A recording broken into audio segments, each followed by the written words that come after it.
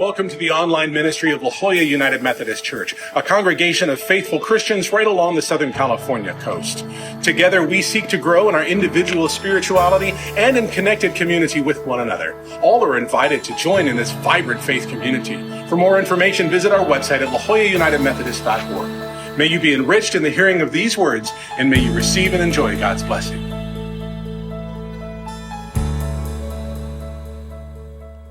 The scripture readings this morning are from Exodus chapters 24, verses 12 to 18, and the Gospel of Matthew, chapter 17, verses 1 through 9.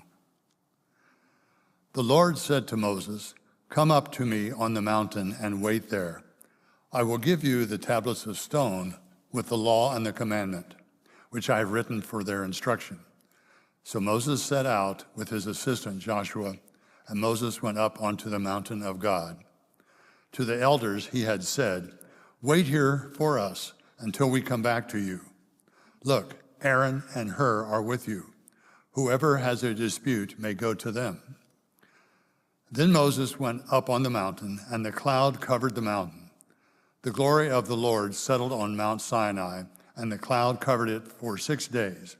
On the seventh day he called to Moses out of the cloud. Now the appearance of the glory of the Lord was like a devouring fire on the top of the mountain in the sight of the Israelites. Moses entered the cloud and went up on the mountain. Moses was on the mountain for 40 days and 40 nights. And from Matthew, 6 days later, Jesus took with him Peter and James and his brother John and led them up a high mountain by themselves. And he was transfigured before them, and his face shone like the sun, and his clothes became bright as light. Suddenly there appeared to them Moses and Elijah talking with him. Then Peter said to Jesus, "Lord, it is good for us to be here. If you wish, I will set up 3 tents here, one for you, one for Moses, and one for Elijah."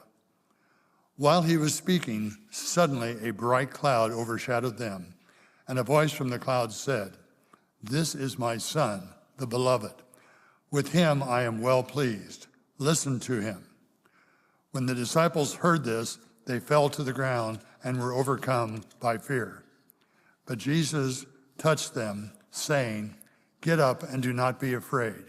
And when they raised their eyes, they saw no one except Jesus himself alone. As they were coming down the mountain, Jesus ordered them, "Tell no one about the visions until after the Son of Man has been raised from the dead." The word of God for the people of God.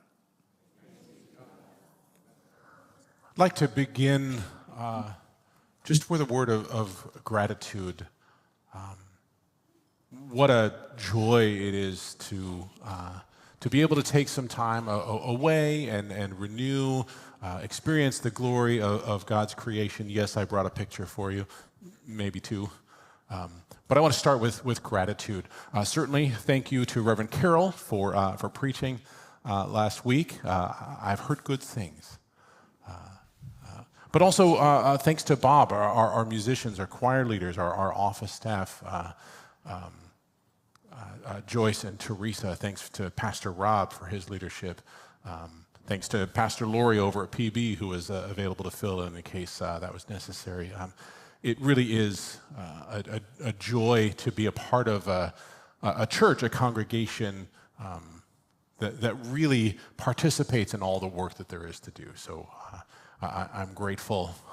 As I said earlier in the worship service, we were in, my wife Kimmy and I were in Australia. And it was, I've never been before. She did a working holiday in Australia 7 or 8 years ago, so she spent nearly a year in country. And so it was lovely to go and experience this place that had been, for a brief time, a home for her. We absolutely loved it. While we were there, we saw things that you only see in movies and on TV. So the Sydney Opera House, of course, on the right, the Sydney Bridge on the left. I don't know if you know this, but you can pay a ridiculous amount of money, and we did, to hike over the top of the archway of the Sydney Bridge. That's fun. Even if you don't like heights, it's fun. When your wife bounces on the catwalk, that's less fun. We spent time in Sydney, over on the West Coast, and in Perth, and then down in Melbourne. Now, if you drive a few hours outside of Melbourne, you can go to a national park that includes something called the 12 Apostles. I don't know if I have seen majesty quite. This image does not do it justice. I don't know if I've seen the beauty of God's creation quite in that way before. It's really completely remarkable. So like I said, we didn't just go to Sydney, we went to Perth and we went to Melbourne. Probably the most time that we spent was in Melbourne and adjacent Fremantle, because that's where Kimmy lived for most of her working holiday. While we were, during those days in Perth, Sunday happened, and we wanted to go to church. And so in Perth, we went to a church that maybe you've heard of before. If you've heard of the Hillsong Church, which is massive in Australia. The Perth campus is not their main campus, but it is one of many campuses. And in fact, it's a campus that's growing. That's where Kimmy went to church, like I said, when she lived there. And so we wanted to go to this place that had sustained her spiritual life while she was away from family and making new friends. And the Hillsong Church in Perth is a church that's going through some change, some transition in a positive way. They currently meet on the campus of Western Australia University, but they've outgrown the space. They were in this good-sized theater. There were several hundred of us in the room, a very modern style of worship. The pastor, when he preached, he talked about this upcoming change where they're moving away from this university setting into an ownership kind of space, their own space, not something that they have to. My understanding of what happens every single Sunday morning is a crew goes to a big storage facility and gets all the things they need for worship. They take it into this college theater, this university theater, and they set everything up for worship. And then after the however many worship services they have in a day, they take it all down and they pack it all up and they take it all back to the storage container. That's a lot of work every single week. And they have volunteers who do it all. It's all done and it's all seamless and they've worked out all the patterns. But they're moving into a permanent space. They're moving from a leased space to an owned building. And part of what the pastor talked about in his Sunday sermon was embracing change. And I would suggest, at least from my brief observation, that this is a congregation who in part, I'm sure there's a lot of reasons for this, but in part of their growth, their experience of growth is because they're willing to embrace change. They don't resist it, but they choose to participate in it. And it was interesting as the pastor talked about it, the pastor wasn't so much saying, how do we hold on? The world changes, right? Whether we like it or not. And I suppose one way to think about that question is how do we hold on so that we can, catch up, or at least keep up, right? How do we hold on to the way the world is changing or the church is changing? How do we hold on so we can keep up? I suppose another way to think about that question is how do we hold on to the things that we like? How do we resist that change? But instead, the pastor's question was more like, how do we help? How do we help change happen? Which I think is a very different posture. The idea of joining in what God is making new rather than trying to keep things the way they were or have been, at least in our own minds. So this was an important observation, I think, in the life of what was happening. They were willing to change. And in fact, that word kept coming up, change. And of course, I've been talking about it today, too. I spoke about it with Aurora, And it is, in fact, Transfiguration Sunday. Now, I mentioned you're going to get a brief Greek lesson because the Greek word used in the Gospel of Matthew, the Lonre, the Greek word used that's translated into transfiguration is metamorpho. It's the same root as the word metamorphosis. And it means a change of form. It means a change in appearance. And that's what's described in the Gospel of Matthew. But if we affirm classic theology, it's not that Jesus becomes something new on that mountaintop. If we affirm classic theology, Christ is unchanging. Christ is part of Trinitarian relationship with God. God is unchanging. So if we like that idea of transformation, of change, of metamorpho, then what is it that changed? I wonder if what changes when seeing God's glory revealed on that mountain, I wonder if the disciples were finally able to see what was already true about Jesus. Christ's glory was already there. Perhaps what changed was their, and hopefully our, capacity to perceive it. But here's the thing. Once they see it, once the disciples see it, once Peter and James and John, once they see it, they can't unsee it. And in fact, I suggest that seeing Christ's glory revealed in that moment created an obligation.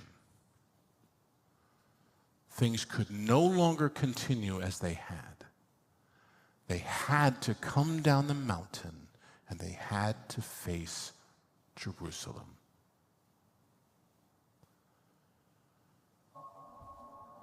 Friends, if we're being real, if we're being authentic, we have a tendency to resist change. I do. If you think about it, I think you might acknowledge, maybe not every part of your life, but there are parts of our lives where we have a tendency to resist change. The disciples had to walk down that mountain. And every church faces that kind of a walk eventually, from the glory of God to where the rubber meets the road. We know change is coming, and sometimes, friends, sometimes we resist it anyway. Churches aren't immune. The ones who cling to permanence and respectability often get both. And sometimes they also get irrelevance. And a natural response to those things is to turn inward, to hold on, to resist.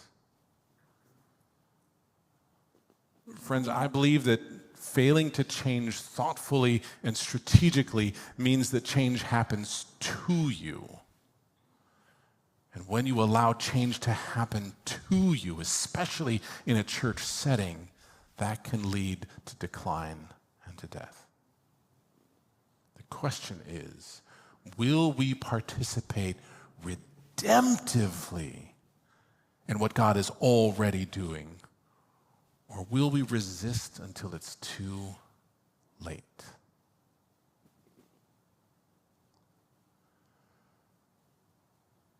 Peter stood on that mountain, observing Jesus' metamorpho, transfiguration, change. And he wanted to stay in that space.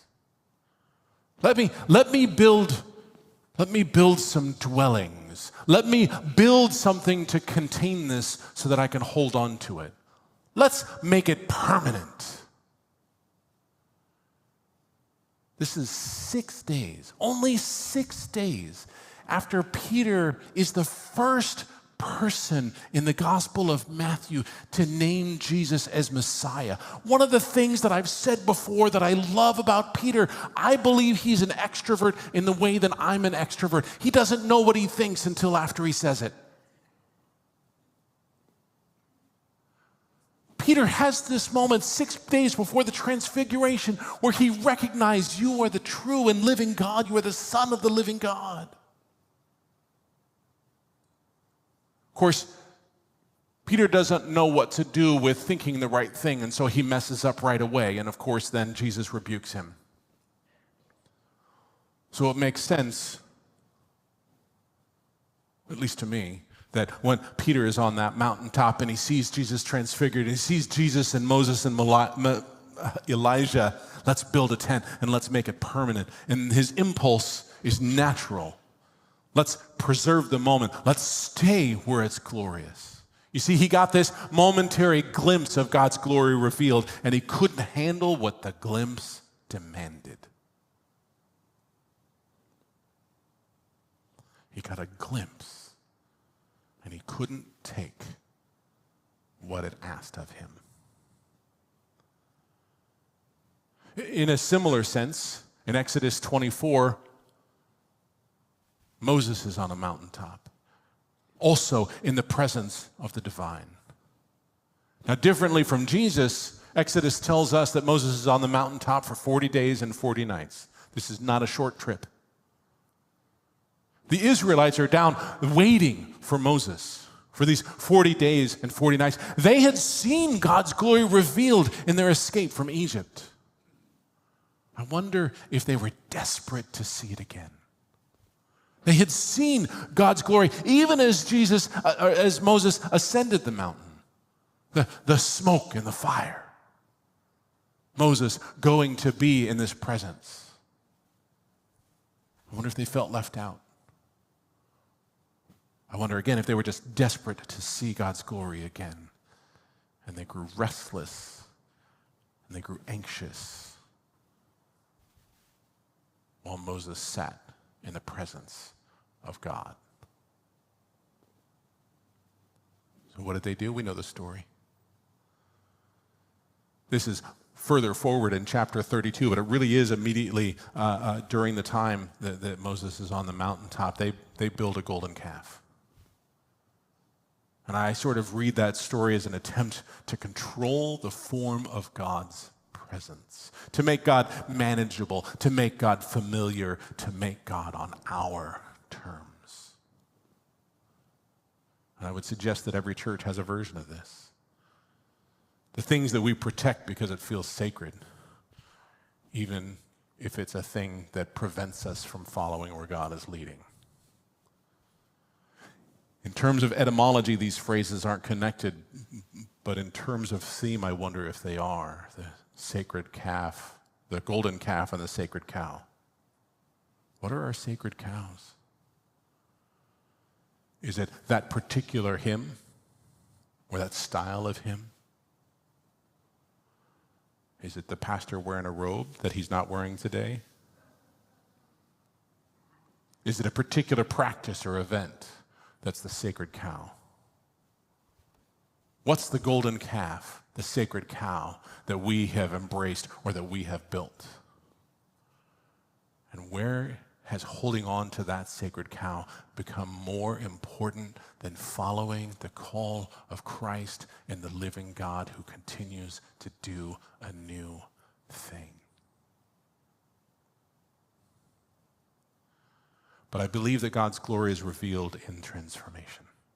I believe that God's glory is revealed in metamorpho.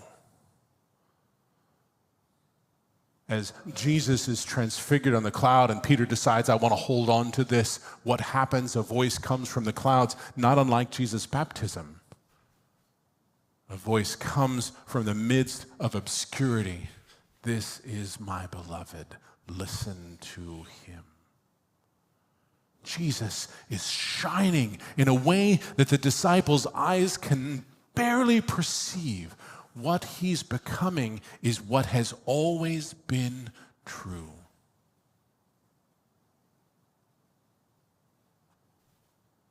But it's also a foretaste of change.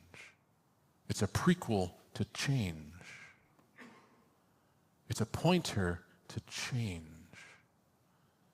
in a way that may seem foreboding, especially when we realize that this is the turning point to descending the mountain and turning toward Jerusalem, just as this Sunday in the Christian season, Transfiguration Sunday, is the turning point before we turn to Ash Wednesday in the season of Lent.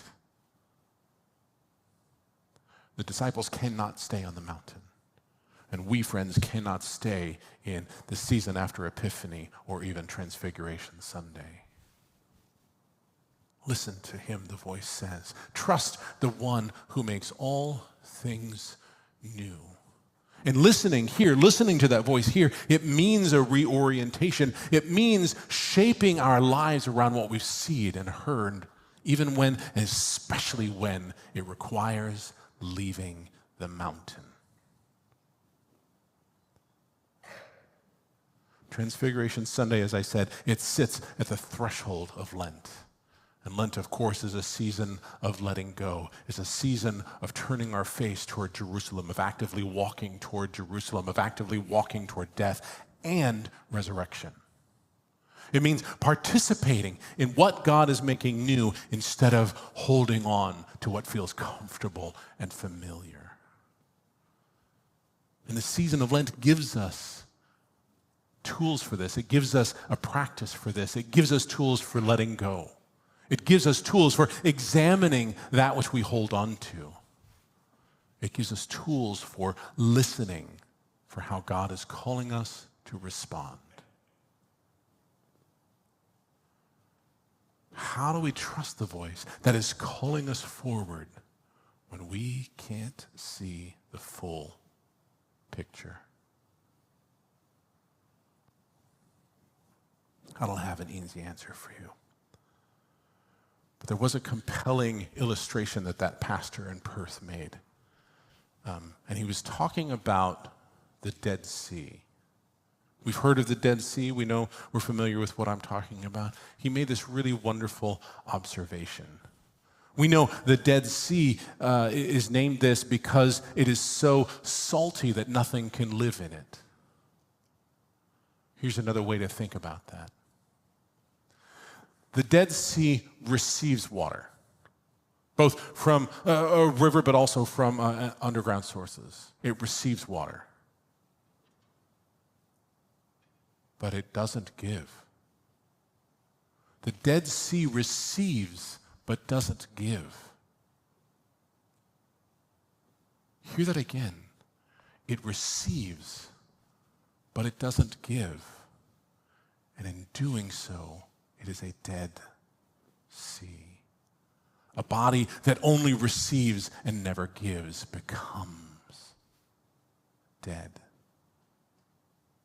A church that only preserves and never participates faces the same danger. Friends, we have seen God's glory revealed. We have seen God's glory revealed. We've received the invitation. The question, as I have been asking for years, is how will we respond to the God who continues to call? God's voice from the cloud, listen to him, the one who makes all things new. Friends, will we participate?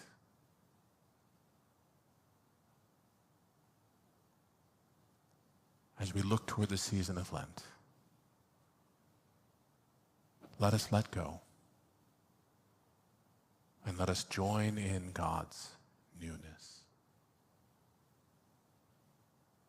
Amen.